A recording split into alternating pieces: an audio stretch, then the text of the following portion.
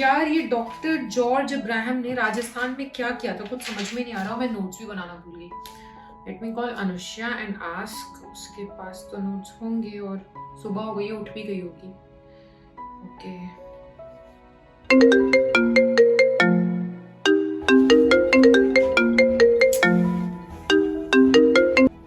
हाँ भाई। हाय भाई, गुड मॉर्निंग। क्या गुड मॉर्निंग? यहाँ दिन का टाइम नहीं चल रहा है।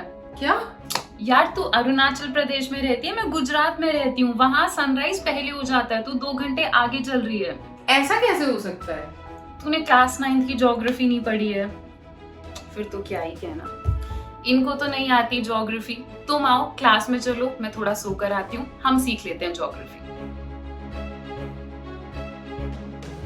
हेलो बच्चों, वेलकम टू जस्ट पढ़ ले। मैं हूं आपकी अनुष्या दीदी और आज के क्लास में हम लोग पढ़ने वाले हैं ज्योग्राफी का chapter India size and location.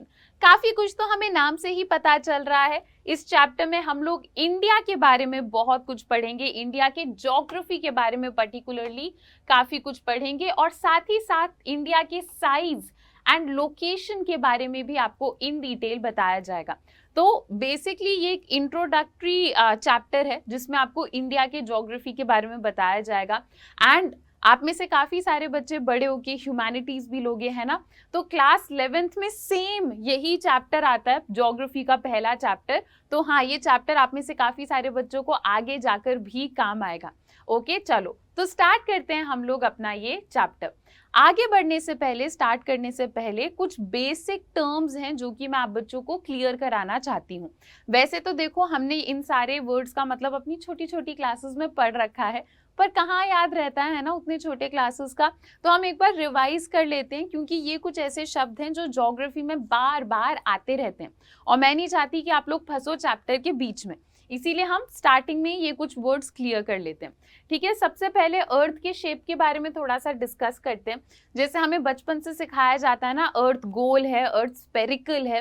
तो अर्थ के एग्जैक्ट शेप को हम स्पेरिकल नहीं कहते। हालांकि जब हम ग्लोब वगैरह देखते हैं हमें लगता है कि एकदम बॉल के शेप की तरह है हमारा अर्थ। ऐसा नहीं है। अर्थ के एग्जैक्ट शेप को जियोइड कहा जाता है। ठीक है, तो अगर हम अर्थ के एग्जैक्ट शेप की बात करें तो हमारा अर्थ जो है, मान लो ये अपना अर्थ है, ठीक है, हमारा अर्थ ऊपर से भी हल्का सा फ्लैट है और नीचे से भी हल्का सा फ्लैट है।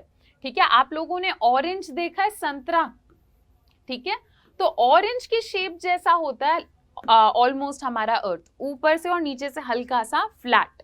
ठीक है, तो ये एग्जैक्ट शेप होती है हमारे अर्थ की। इसके अलावा ताकि हम अर्थ के लोकेशंस को प्रिसाइसली समझ पाए, हमने क्या करा है, हम अर्थ के ऊपर कुछ इमेजिनरी लाइंस को मानकर चलते हैं जिनको हम लैटिट्यूड और लॉन्गिट्यूड कहते हैं।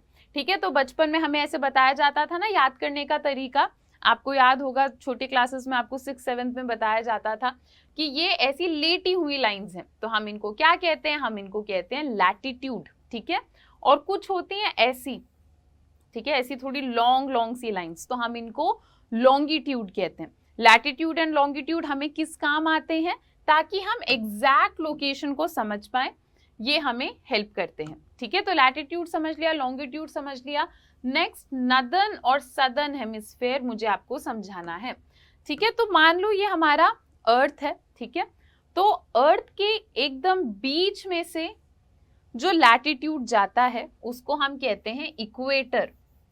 याद आ रहा है, इक्वेटर क्या होता है, जो एकदम अर्थ के बीच में से एक लैटिट्यूड जाता है उसे हम कहते हैं इक्वेटर।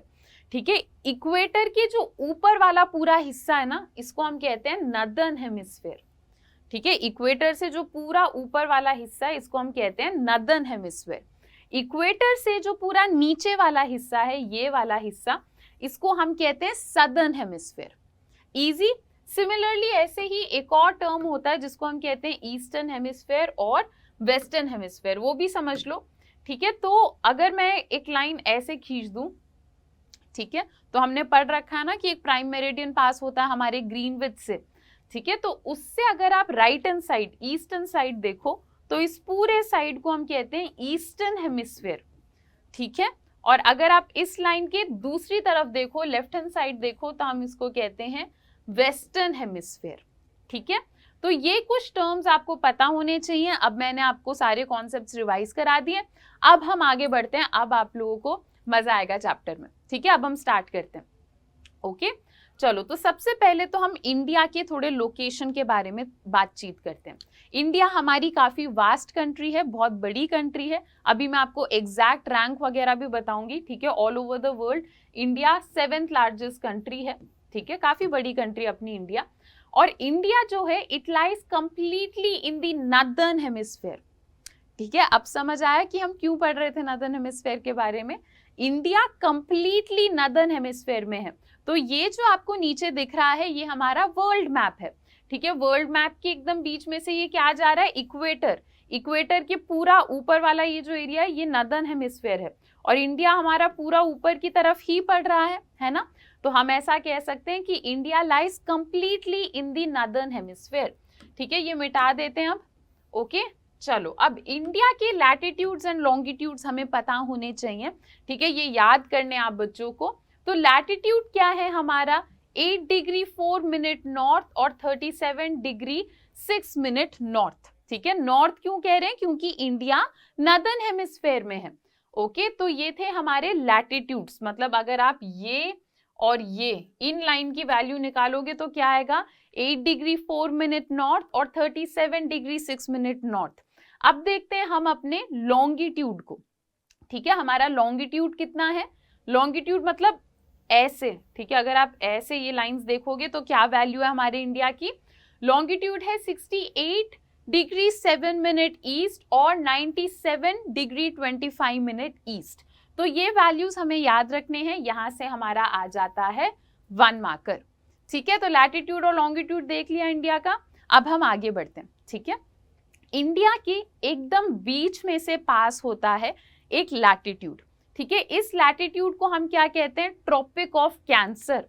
याद आ रहा है कैंसर, कैप्रिकॉर्न कुछ पढ़ा था छोटी छोटी क्लासेस में, ठीक है। तो इक्वेटर जैसे अपना एक लैटिट्यूड होता है ना, तो वैसे एक और लैटिट्यूड होता है जिसे हम कहते हैं ट्रॉपिक ऑफ कैंसर।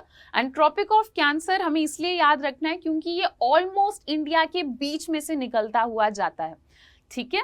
अब जैसे काफी बच्चे जिनका सपना होगा यूपीएससी क्लियर करना, आईएएस क्लियर करना है, तो बहुत सारे कॉम्पिटिटिव एग्जाम्स में इस टाइप के क्वेश्चंस पूछे जाते हैं कि बताओ ट्रॉपिक ऑफ कैंसर किन स्टेट्स को टच करके जाता है, ठीक है। तो ऐसे एमसीक्यू में आपको कुछ ऑप्शंस दे देते हैं, इनमें से कौन से ऐसे स्टेट्स हैं जहां से ट्रॉपिक ऑफ कैंसर पास नहीं होता।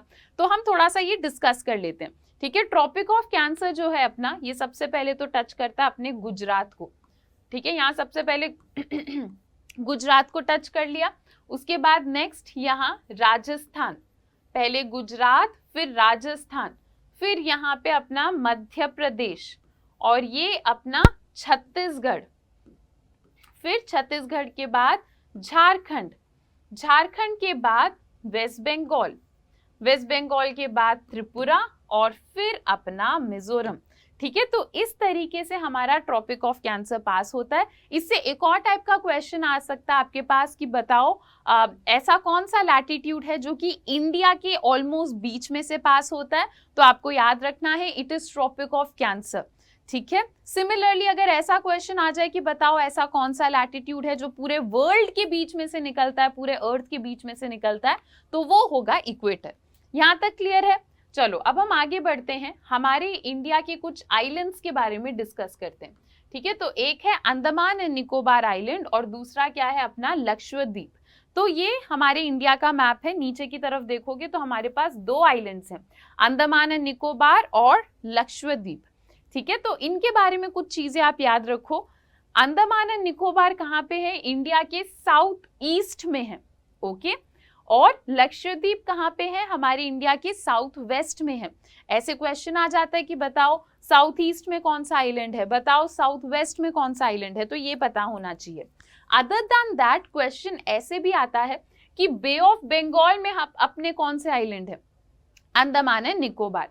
सिमिलरली लक्षद्वीप कौन से सी में है, अरेबियन सी में है, ठीक है। तो ये थोड़े बहुत आपको चीजें पता होनी चाहिए क्योंकि क्वेश्चंस बन जाते हैं, ठीक है। तो 2 अपने पास प्यारे प्यारे आइलैंड्स भी हैं, ठीक है। नेक्स्ट इंडिया के सदर्न मोस्ट पॉइंट के बारे में बात करते हैं, ठीक है। तो एकदम साउथ में इंडिया के कौन सा पॉइंट है वो डिस्कस करते हैं, ठीक है। वैसे तो देखो हम कहते हैं कि इंडिया का एकदम जो सदर्न मोस्ट पॉइंट है वो यहाँ पर है, जिसे हम कहते हैं कन्याकुमारी। ठीक है, आपने वो गाना भी सुना होगा ना, कश्मीर में तू कन्याकुमारी, तो उसमें मतलब यही कह रहे हैं कि मैं एकदम नॉर्थ से कश्मीर से हूँ और तुम एकदम साउथ से कन्याकुमारी से हो। ठीक है, तो कन्याकुमारी हमारा यहाँ पड़ता है। ठीक है, तो इसे हम कहते हैं कि ये इंडिया के मेन लैंड का सदर्न मोस्ट पॉइंट है। ठीक है, अगर हम इंडिया की यूनियन टेरिटरीज को भी देखें, मतलब अंडमान एंड निकोबार, लक्षद्वीप, पूरे इंडियन यूनियन को देखें, तो हमारा सदर्न मोस्ट पॉइंट क्या होता है, वो अंडमान एंड निकोबार आइलैंड के एकदम साउथ में एक पॉइंट पड़ता है जिसको हम कहते हैं इंदिरा पॉइंट। ठीक है, और इंदिरा पॉइंट 2004 में एक बहुत ही खतरनाक सुनामी आई थी, तब ये सबमर्ज हो गया था। ओके, तो ये दो आपको याद रखना है। मेनलैंड इंडिया का अगर सदर्न मोस्ट पॉइंट पूछा जाए तो कन्याकुमारी, पूरी इंडियन यूनियन का सदर्न मोस्ट पॉइंट पूछा जाए तो इंदिरा पॉइंट। ठीक है, चलो आगे बढ़ते हैं अब हम। ठीक है, इंडिया के साइज के बारे में थोड़ा सा डिस्कस करते हैं। मैंने आपको ये तो बता ही दिया था कि इंडिया अपनी 7th लार्जेस्ट कंट्री है ना, इस पॉइंट को थोड़ा और डिस्कस करेंगे। नेक्स्ट, इंडिया का अगर हम एरिया देखें तो it is 3.28 million square kilometre, याद करना है। ठीक है, मैं आई अंडरस्टैंड कि इस चैप्टर में आपको ये दिक्कत आ रही होगी कि बहुत नंबर्स याद करने पड़ रहे हैं। ठीक है, बट मतलब इतना भी कुछ टफ नहीं है, आप बार बार देखोगे, बार बार रीड करोगे, बार बार लिखोगे, याद हो जाएगा। ओके, चलो, तो 3.28 मिलियन स्क्वायर किलोमीटर हमारा एरिया है। ठीक है, और इंडिया का जो टोटल एरिया है ना, it is 2.4% of total geographical area of the world. ठीक है, पूरे वर्ल्ड में जितना भी टोटल जोग्राफिकल एरिया है उसमें से 2.4% एरिया हमारे इंडिया से बनता है। ठीक है, चलो next, India 7th largest country है। ये सुन के आपके दिमाग में जरूर एक क्वेश्चन आ रहा होगा कि अगर इंडिया 7th लार्जेस्ट कंट्री है तो इंडिया से बड़ी और कौन कौन सी कंट्री है ना। तो अभी हम एक टॉप 10 देख लेते हैं कि टॉप 10 ऐसी कौन सी कंट्रीज हैं जो कि लार्जेस्ट कंट्रीज हैं। ठीक है, मैं एक ट्रिक भी बताऊंगी आपको ये याद करने की। तो सबसे लार्जेस्ट जो कंट्री है वो है रशिया। ठीक है, तो ये पूरा अपना रशिया है। ये तो आपको देखकर भी पता चल रहा है कि हाँ बहुत ही बड़ी कंट्री है, लार्जेस्ट कंट्री। तो अगर 1 मार्कर में आ जाए लार्जेस्ट कंट्री क्या है, क्या बोलोगे आप लोग, रशिया। ठीक है, ऑन दैट नोट मैं एक होमवर्क दे रही हूँ आप बच्चों को, मुझे कमेंट सेक्शन में बताना सबसे छोटी कंट्री कौन सी है। लार्जेस्ट तो मैंने बता दिया, सबसे छोटी कंट्री कौन सी है वो आप लोग मुझे कमेंट सेक्शन में बताना। मैं आपके कमेंट्स बिल्कुल देखती हूँ, मुझे पता चल जाएगा कौन ध्यान से सुनता है क्लास में। ओके, चलो, तो स्मॉलेस्ट कंट्री कौन सी है ये मुझे आप लोग बताओगे। ठीक है, तो सबसे पहले रशिया। सेकेंड लार्जेस्ट क्या है, कनाडा। ठीक है, ये रहा कनाडा। थर्ड लार्जेस्ट क्या है अपना यूनाइटेड स्टेट्स। फोर्थ क्या है, चाइना। फिफ्थ है अपना ब्राजील। ठीक है, और सिक्स्थ ऑस्ट्रेलिया, और 7th है अपना इंडिया।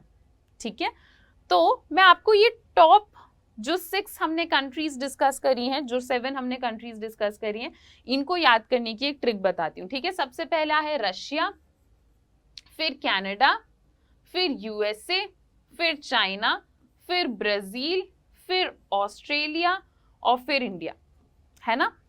तो इसे हम कहते हैं रुकुबाई। ठीक है, तो आपको बस ये टर्म याद करना है, रुकुबाई। और हाँ, आपको ध्यान रहेगा कि Russia, Canada, USA, China, Brazil, Australia और इंडिया ये हमारे टॉप 7 लार्जेस्ट कंट्रीज हैं। ठीक है, चलो, इंडिया के बाद क्या है, अर्जेंटीना। ठीक है, अर्जेंटीना, फिर कजाकिस्तान और अल्जीरिया। ठीक है, तो अर्जेंटीना, कजाकिस्तान और अल्जीरिया ये हमारे टॉप 10 लार्जेस्ट कंट्रीज हैं। ठीक है, तो इसमें आप लोग इंडिया की रैंक याद रखना कि इंडिया की रैंक 7th है और लार्जेस्ट कंट्री रशिया है, ये याद रखना। बाकी अगर बीच में से कहीं से क्वेश्चन आ भी जाता है तो मैंने आपको ट्रिक बता दी है याद करने की। ठीक है, चलो आगे बढ़ते हैं। ठीक है, अब इंडिया के थोड़े बॉर्डर्स के बारे में हम डिस्कस करते हैं। अगर हम लैंड बाउंड्री की बात करें तो इंडिया की लैंड बाउंड्री कितनी है, 15,200 किलोमीटर। ठीक है, और अगर हम इंडिया के कोस्ट लाइन की बात करें, कोस्ट लाइन मतलब इंडिया का वो एरिया जो पानी को टच कर रहा है। ठीक है, ये वाला जो पूरा एरिया। तो अगर हम इंडिया के कोस्ट लाइन की बात करें तो कोस्ट लाइन कितना है हमारा, 7,516.6 किलोमीटर।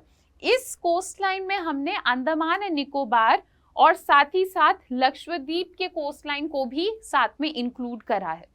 ओके, तो ये भी आपको नंबर याद होने चाहिए। ठीक है, चलो नेक्स्ट, इंडिया की अगर हम बात करें तो इंडिया के आसपास बहुत सारे माउंटेन्स हैं, ठीक है। तो नॉर्थ, नॉर्थ वेस्ट और नॉर्थ ईस्ट, ठीक है। तो ये इंडिया का ये जो पूरा पार्ट है, नॉर्थ, नॉर्थ ईस्ट और नॉर्थ वेस्ट वाला जो पार्ट है, यहाँ पे माउंटेन्स बहुत हैं, विच इज ग्रेट, ठीक है। ये हमारे लिए एक नेचुरल बैरियर की तरह एक्ट करते हैं, ठीक है। नेक्स्ट, अगर आप इंडिया में नीचे जाओगे तो नीचे की तरफ तो हमारा इंडियन ओशन है, ठीक है। इंडियन ओशन में हमारा ये मतलब ये ट्रायंगल वाला पार्ट आ रहा है, और इसका जो लेफ्ट हैंड साइड वाला पार्ट है इसे हम कहते हैं अरेबियन सी, और जो ईस्ट वाला पार्ट है इसे हम कहते हैं बे ऑफ बंगाल, ठीक है। तो हमारा इंडिया ऐसे नीचे की तरफ एक्सटेंड हो रहा है, ओके। एक तरफ अरेबियन सी और दूसरी तरफ क्या बनता है, बे ऑफ बंगाल, ओके।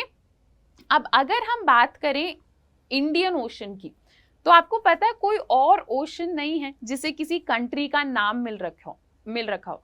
जैसे इंडियन ओशन में हम देखते हैं ना, नाम लग रहा है इंडिया का, ठीक है। आपने कभी सुना है अमेरिकन ओशन या चाइना ओशन? ये सारी चीजें तो हमने नहीं सुनी। तो ये इकलौता ओशन है जिसमें कंट्री का नाम लग रहा है, ठीक है। And it is somewhat justified, ये सही भी है क्योंकि हमारा कोस्ट लाइन इंडियन ओशन में काफी ज्यादा है कंपेयर टू अदर कंट्रीज, और हमारी जो पोजीशन है ना इंडियन ओशन में वो एकदम परफेक्ट है, ठीक है। एकदम परफेक्ट पोजीशन है, और हम बहुत लंबे टाइम से उस पोजीशन को यूज करते हुए बहुत बढ़िया तरीके से ट्रेड करते हुए आ रहे हैं, ठीक है। चलो नेक्स्ट, अगर हम लोग बात करें इंडिया के लैटिट्यूड एंड लॉन्गिट्यूड की, तो इंडिया का जो पूरा लैटिट्यूड और लॉन्गिट्यूड के अगर आप डिग्रीज को देखोगे ना, तो दोनों में ही 30 डिग्रीज का फर्क है, ठीक है। तो आप देखना, याद तो मैंने वैसे ही करने को बोला है तुम लोगों को, ठीक है। तो उन दो नंबर्स को सबट्रैक्ट करके देखना, तो लैटिट्यूड्स के 2 नंबर को जब आप सबट्रैक्ट करोगे, लॉन्गिट्यूड के 2 नंबर्स को जब आप सबट्रैक्ट करोगे, दोनों टाइम ही आंसर 30 डिग्री और 30 डिग्री आएगा, ठीक है। मतलब समवॉट एकदम प्रॉपर 30 नहीं आएगा, 30 के आसपास आ जाएगा, ठीक है। तो इससे हमें क्या पता चलता है कि हमारा north to south extent, east to west extent दोनों ही 30 डिग्री हैं। पर जब हम देखते हैं ना मैप को, तो ऐसा लगता है कि जो नॉर्थ से साउथ वाला डिस्टेंस है वो ज्यादा है, और ईस्ट से वेस्ट वाला, ठीक है, ईस्ट से वेस्ट वाला जो डिस्टेंस है वो कम है। देखने में हमें ऐसा लगता है, ओके। चलो, वैसे आपको बड़ी क्लासेस में थोड़ा और इसमें बताया जाता है कि डिस्टेंस वगैरह, पर वो वाला कॉन्सेप्ट बड़ी क्लास में ही पढ़ लेना। अभी के लिए फिलहाल आपको इतना बताया जा रहा है, ठीक है। चलो, तो अब हम आगे बढ़ते हैं, ठीक है। ये एक बहुत ही इंटरेस्टिंग चीज है, अभी आप लोगों ने देखा भी था निकिता दीदी और मुझे इस चीज के ऊपर लड़ते हुए, है ना। तो हमें ऐसा लगता है कि इंडिया में हर जगह ना सेम ही टाइम चल रहा होगा, ऐसा लगता है हमें, ठीक है। तो इसके पीछे मैं आपको बताती हूँ, बहुत ही एक इंटरेस्टिंग चीज है।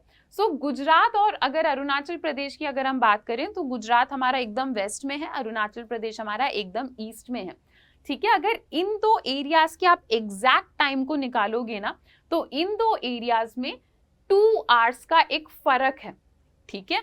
तो अगर आप एग्जैक्ट सनराइज और सनसेट के टाइम को नोट करोगे तो आपको पता चलेगा अरुणाचल प्रदेश में पहले ही सनराइज हो जाता है, फिर 2 घंटे के बाद गुजरात में सनराइज होता है, ठीक है। पर हमारे ऑल ओवर इंडिया वॉच में सेम टाइम चल रहा होता है, ठीक है। एक्चुअल में अगर हम देखें तो टाइम में एक लैग है, एक डिफरेंस है, पर अगर आप वॉच में टाइम देखो तो वॉच में पूरे इंडिया में सेम ही टाइम चल रहा होता है। तो इसका क्या कारण है? अगर अरुणाचल प्रदेश में पहले सनराइज हो रहा है तो उनका वॉच भी हमसे 2 घंटे आगे होना चाहिए, है ना। क्या रीजन है जिसकी वजह से पूरे इंडिया में सेम टाइम चल रहा है? तो रीजन है हमारा स्टैंडर्ड मेरिडियन ऑफ इंडिया, ठीक है। तो इंडिया के बीच में से एक लॉन्गिट्यूड जाता है, ऑलमोस्ट बीच में से, जिसको हम स्टैंडर्ड मेरिडियन ऑफ इंडिया कहते हैं। 82 डिग्री 30 मिनट ईस्ट से पास होता है वो, और हमने छोटी क्लासेस में भी पढ़ा है कि ये मिर्जापुर यूपी को टच करते हुए जाता है। याद रखना है कि मिर्जापुर से पास होता है, क्वेश्चन आ जाता है, ठीक है। तो आपको दिख रहा होगा ऑलमोस्ट इंडिया के बीच से ही पास हो रहा है ये, ठीक है। मिर्जापुर एक जगह का नाम है यूपी में, उसे टच होके जाता है ये, ठीक है। मिर्जापुर के अलावा मध्य प्रदेश, छत्तीसगढ़, उड़ीसा और आंध्र प्रदेश, इन स्टेट से भी ये पास हो रहा है, ठीक है। तो हमने सोचा कि अगर हम अलग अलग स्टेट्स में अलग अलग टाइम रखेंगे तो हमारे लिए ही दिक्कत वाली बात होगी, आगे जाकर हमको ही कंफ्यूजन होगी, है ना। मान लो आपको गुजरात से अरुणाचल प्रदेश जाना है, आप ट्रेन या प्लेन से जा रहे हो, आप तो टिकट देखकर घबरा जाओगे, कि ये क्या 2-3 टाइम लिखे हुए हैं, समझ नहीं आ रहा कौन सा टाइम समझना है, कौन सा टाइम सही है, कौन सा गलत है ना। तो हमने क्या सोचा कि ये पूरा कंफ्यूजन अवॉइड करने के लिए पूरे इंडिया को सेम टाइम दे देते हैं, ठीक है। तो यहाँ पर जो टाइम चल रहा होता है ना, इसी टाइम को हम पूरे इंडिया में मानते हैं, ठीक है। यहाँ पर जो टाइम चल रहा होता है उसी टाइम को पूरे इंडिया में माना जाता है, ठीक है, टू अवॉइड कंफ्यूजन। अब देखो इंडिया में तो हम ऐसा कर सकते हैं, ठीक है, क्योंकि इंडिया उतनी भी बड़ी कंट्री नहीं है, हालांकि it is a vast country पर उतनी भी बड़ी कंट्री नहीं है। रशिया जैसी कंट्रीज में ऐसा करना मुश्किल है, तो आप देखोगे रशिया में एक टाइम जोन नहीं है, एक से ज्यादा टाइम जोन है, ठीक है। चलो इंडिया एंड द वर्ल्ड, ठीक है।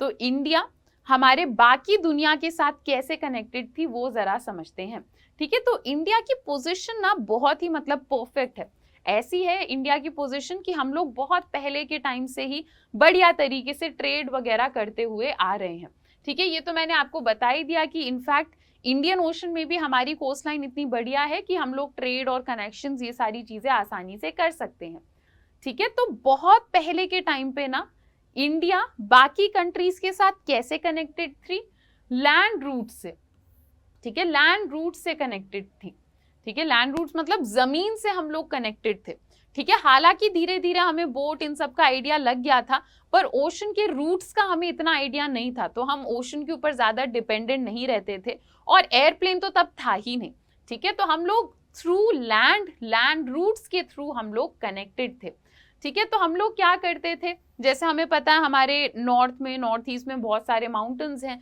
तो हमारे ट्रैवलर्स माउंटेन को पार करके या माउंटेन पास को पार करके अलग अलग एरियाज में जाते थे, ठीक है। तो जाहिर सी बात है जब अलग अलग लोग अलग अलग एरियाज में जाते हैं तो क्या होता है, आइडियाज एक्सचेंज होते हैं, है ना। तो बाकी देशों ने हमसे बहुत कुछ सीखा, हमने भी बाकी कंट्री से बहुत कुछ सीखा। जैसे जब हमारे ट्रैवलर्स इंडिया से बाहर जाते थे तो वो लोगों को उपनिषद, रामायण, हमारे जो पंचतंत्र की कहानियां हैं ये सब बताया करते थे। हमारे इंडिया में मैथ्स करने का सिस्टम, डेसिमल सिस्टम, ये सब हम बाकी पूरे वर्ल्ड को बताते थे। सिमिलरली हम लोगों ने भी बाकी कंट्री से बहुत कुछ सीखा, ठीक है। हमारे यहाँ आर्किटेक्चर का जो स्टाइल है जिसमें हम लोग डोम मतलब जिसमें ऐसे स्ट्रक्चर्स जिसमें ऊपर इस टाइप का ये बिल्डिंग, कोई ऐसी बिल्डिंग जिसमें से ऊपर इस टाइप का स्ट्रक्चर हो, उसे हम डोम कहते हैं। तो डोम, मिनारेट्स, ये सब जहां पर भी देखो आप समझ जाओ कि ये हमने वेस्ट एशिया से सीखा है। हम जो स्कल्पचर्स, हमारे अलग अलग स्कल्पचर्स, मूर्तियां जो हैं उसमें भी ग्रीक लोगों का इन्फ्लुएंस हमें देखने को मिलता है। इस दौरान इंडिया हमारा स्पाइसेस, कॉटन, सिल्क, मसलिन एक टाइप का कपड़ा होता है, इन सारी चीज़ों के लिए हमारा इंडिया बहुत फेमस रहा है। एंड इसी वजह से आपको पता होगा कि हम लोग बहुत ज़्यादा ट्रेड भी करते थे। ब्रिटिशर्स उस टाइम पे इंडिया आए ही इसीलिए थे क्योंकि उन्हें सुनने में मिला कि यहाँ सारी चीज़ें बढ़िया क्वालिटी में मिलती हैं और बहुत सस्ते दाम में भी मिल जाती हैं, ठीक है। तो वो स्टार्टिंग में हमारे कंट्री में सिर्फ बिजनेस पॉइंट ऑफ व्यू से आए थे, बाद में हाँ कब्जा अब्जा कर लेते हैं, खूब परेशान करते हैं हमें, वो सब हम 8th में पढ़ कर आए हैं, है ना, 10th में भी पढ़ोगे वैसे, ओके। तो ये इस तरीके से हम लोग बाकी कंट्रीज के साथ कनेक्टेड थे। अब नेक्स्ट टॉपिक है हमारा इंडियाज नेबर्स, हमारी इंडिया के जो भी पड़ोसी देश हैं उनके बारे में डिस्कस करते हैं। पहले मैं आपको बता रही हूँ कि हमारे लैंड नेबर्स कौन कौन है, ठीक है, जमीन पर हमारे नेबर्स कौन कौन है। हम पहले नाम देख लेते हैं, उसके बाद मैं एक एक करके आपको मैप में दिखाऊंगी, ठीक है। तो इंडिया लैंड बाउंड्रीज कौन कौन सी कंट्रीज के साथ हम शेयर करते हैं, पाकिस्तान के साथ, अफगानिस्तान के साथ, ठीक है, और चाइना, नेपाल, भूटान, म्यांमार और बांग्लादेश के साथ, ठीक है। अब आ जाओ मैप में, आ जाओ, यहाँ देखते हैं, ठीक है। ये अपना इंडिया, ये रहा पाकिस्तान के साथ हम बॉर्डर शेयर कर रहे हैं। अफगानिस्तान के साथ, अफगानिस्तान यहाँ पे देखो बहुत ही छोटा सा बॉर्डर शेयर कर रहे हैं। अच्छा, बहुत सारे लोग ना ऐसा कहते हैं कि इंडिया अफगानिस्तान के साथ बॉर्डर शेयर नहीं करता, ठीक है, तो उनका वो कहना गलत है, ठीक है। मैं बताती हूँ ऐसा लोग कहते क्यों हैं, ठीक है, क्योंकि ये जो ऊपर वाला एरिया है ना ये पीओके में पड़ जाता है, पाकिस्तान ने जो एरिया ऑक्यूपाई कर रखा है अपने कश्मीर का, ठीक है। तो वो कहते हैं कि वो वाला एरिया तो मतलब अब इंडिया का रहा ही नहीं, है ना, तो वहां अगर बॉर्डर टच भी कर रहा है तो क्यों गिनना उसे।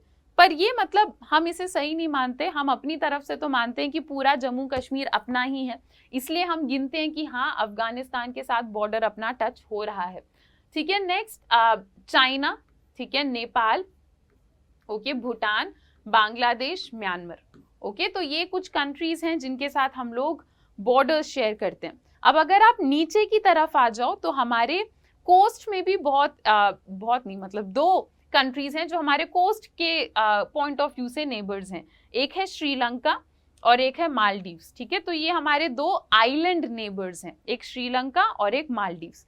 ओके, श्रीलंका तो सबको पता ही है। ठीक है, तमिलनाडु से थोड़ा इस तरफ जाओगे तो हमारे मैप में भी दिखता है श्रीलंका, और लक्षद्वीप से थोड़ा नीचे चले जाओगे तो जो आइलैंड का ग्रुप आपको देखने को मिलेगा दैट इज मालदीव्स। ओके, तो अब अगर हम श्रीलंका की बात करें ना, तो श्रीलंका जैसे ये इंडिया का मैप है, ठीक है, इंडिया का मैप नीचे ऐसे एंड होता है और यहाँ पे श्रीलंका है।